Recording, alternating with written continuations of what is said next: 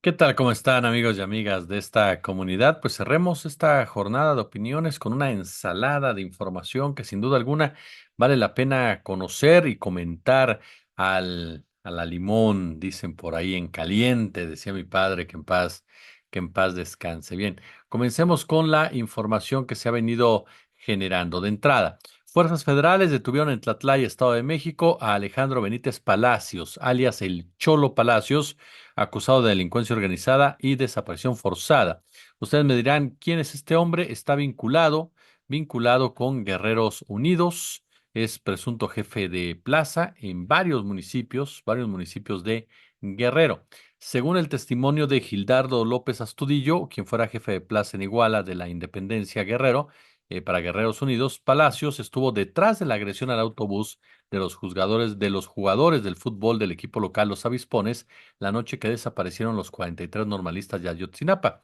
De acuerdo con la ficha policial, el hombre se preparaba para huir a Estados Unidos junto a su esposa y sus dos hijos menores de edad, pero fue detenido antes. Según la información que se obtuvo de inteligencia policial, el Cholo Palacios fue jefe de plaza en Huitzuco, Taxco, Tepecuacuicilco, municipios de Guerrero, donde operaba los delitos de secuestro, extorsión y la desaparición de al menos 8 personas en Cocula. Ahora le hemos dicho, ellos son operadores, son ejecutores.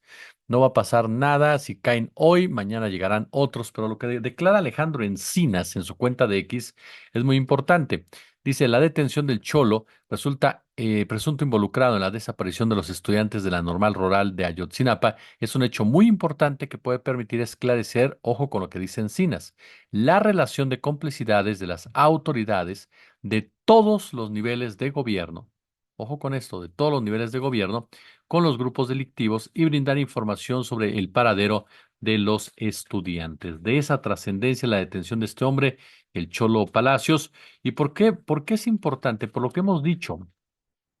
Primer nivel, políticos, empresarios generales. Segundo nivel, funcionarios públicos. Tercer nivel, narcos, capos, sicarios, como usted quiera. Cuando usted detiene a un jefe de plaza, ese jefe de plaza le puede decir quiénes eran los funcionarios que estaban arriba de él. ¿Por qué operaron como operaron? ¿Quién fue el funcionario que le dio la orden de llevar a cabo, sea militar, sea civil? Y estos a su vez le pueden decir a quién le respondían más arriba. Por eso la trascendencia de esta detención. Veremos cómo trabaja y si realmente trae consigo un resultado importante en el caso, como destaca el maestro Encinas. Ahora, vamos con este asunto que a mí en lo personal, le soy honesto, me indignó bastante. No sé si usted tuvo oportunidad de leerlo en el día, pero a mí me molestó mucho lo que publicó Milenio, que dice lo siguiente. Ante la indefinición en la que quedó el futuro de la Plataforma Nacional de Transparencia y sus 15.000 millones de registros con la reforma constitucional que desapareció al INAI, organizaciones como Mexicanos contra la Corrupción y la Impunidad, que preside María Amparo Casar, y Artículo 19, que dirige Leopoldo Maldonado, solicitaron a los comisionados del instituto que les donen los archivos históricos de esa base para resguardar y aprovechar la información acumulada ahí a lo largo de casi una década, para lo cual tendrán una reunión con Adrián Alcalá, que es el comisionado presidente, Julieta del Río, Blanca Lilia Ibarra y Josefina Román. ¿Por qué me parece indignante? Porque es una información que no debe caer en manos privadas. Perdón, Mexicanos contra la Corrupción y la Impunidad no es una organización apartidista, no es una organización de la sociedad civil, no es una organización que se preste por hacer las cosas correctamente desde su propia dirigencia, más allá de la gente que trabaje ahí. Hablamos de una organización que responde a intereses incluso que van más allá de nuestras fronteras, que recibe dinero de la USAID de los Estados Unidos. Y todos sabemos qué significa esto. Significa que USAID te dice qué hacer y cómo hacer para normalizar y legitimar los intereses norteamericanos y neoliberales en México. Por eso es que María Amparo Casar tenía tanta relación con Ken Salazar, por ejemplo, ¿no?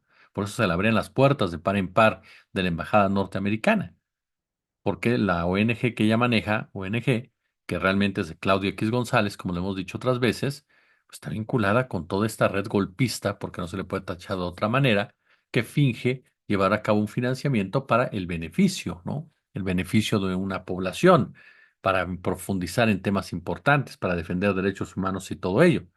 Por eso es que Mexicanos contra la Corrupción, que así se llama, pues así justifica su existencia. Estamos contra la corrupción cuando realmente son un grupo de golpeteo para defender los intereses de Claudio X González y de su grupo empresarial. Entonces, imagínese que los datos que se recabaron del INAI lleguen a manos de Mexicanos contra la Corrupción. Pues por supuesto que le va a dar un sesgo político, por supuesto que le va a dar un sesgo partidista, por supuesto que los va a utilizar en beneficio del movimiento de Claudio X González y en contra de todo lo que huela a Morena.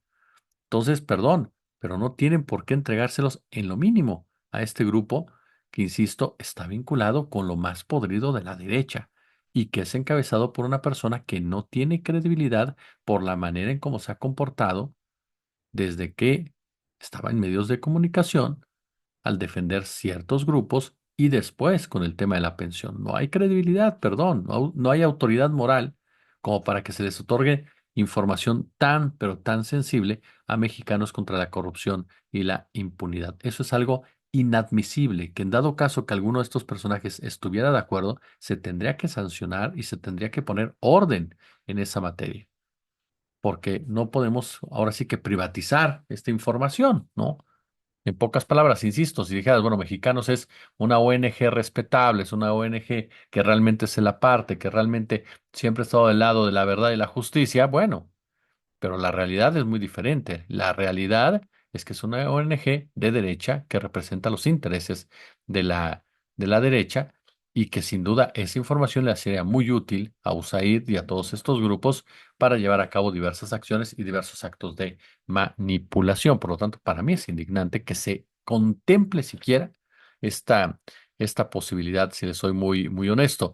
Ahora, hablando de cuestiones indignantes, pues mire, ¿qué se da a conocer, por cierto, sin embargo, que los ministros que decidieron renunciar y no participar en las elecciones de juzgadores de 2025, pues como estaba ya previsto, no se van con las manos vacías, se llevan consigo una pensión vitalicia millonaria generosa.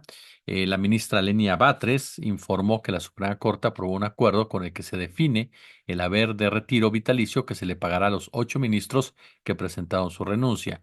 El Pleno de la Corte autorizó que la verde retiro para Luis María Aguilar, Jorge Mario Pardo, Alfredo Gutiérrez Ortiz Mena, Alberto Pérez Dayán, Javier Lainez, Norma Lucía Piña, Juan Luis González Alcántara Carrancá y Ana Margarita Ríos Farjat se calcula de manera proporcional conforme al sueldo tabular actual. Este hecho fue denunciado por Batres, pues si el Pleno hubiera tomado como base los sueldos autorizados para 2025 conforme al presupuesto de egresos, el monto que se debería de pagar por concepto de haber de retiro sería inferior en un 12.8%. Con esto suman 31 los ministros en retiro que cobran una pensión o haber de retiro, además de 23 familias que perciben el 50% del monto acordado. De esta manera se van a desembolsar, ahí le va, al año 129 millones de pesos para pagar estas pensiones vitalicias. El artículo 163 de la Ley Orgánica del Poder Judicial de la Federación, bueno, señala que al retirarse del cargo, las y los ministros tendrán derecho a un haber por retiro de carácter vitalicio, el cual será equivalente al 100% durante los 2 primeros años y al 80%. Los datos aportados por la ministra Batres indican que a partir del próximo año se destinarán 27 millones de pesos al pago anual de los 8 ministros que se han opuesto a la reforma judicial y que presentaron su renuncia, que será efectiva hasta agosto del 2025. Mire, es un tema que vaya que genera mucha polémica, porque yo le soy honesto, para mí es un exceso que se vayan con todo eso. Yo sé que habrá gente que los defiende, que me diga, no, ya se lo merecen, las trayectorias. Luis María Aguilar tiene tantos años, pero a ver, ¿tantos años de qué? ¿Años haciendo qué? Estoy de acuerdo que la calidad de tu trabajo no va ligada con tus derechos laborales, pero sí con tu permanencia en un puesto.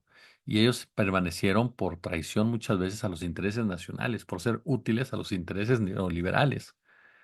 Entonces, para mí es indigno que se les otorguen ese tipo de cantidades a personas que se enriquecieron en muchos sentidos con el Poder Judicial, porque vaya que además de los negocios de fideicomisos que tenían, claro que les ayudó las relaciones con empresarios, por supuesto.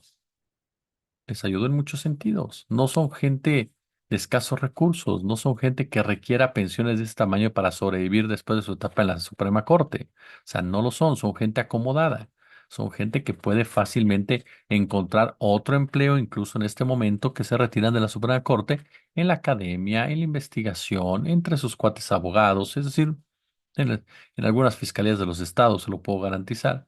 Entonces, en realidad, no me parece que es una total desproporción que se les entregue ese dinero.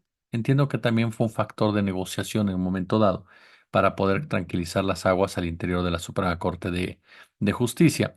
Veremos, ¿no? Veremos qué tanto se cumple ello, pero insisto, para mí, sinceramente, es un exceso este tipo de pensiones, derogar tanto, tanto y tanto dinero para personas que, lejos de aportar algo realmente al fortalecimiento de este país, se encargaron de estar constantemente erosionando el Estado de Derecho y las diversas situaciones.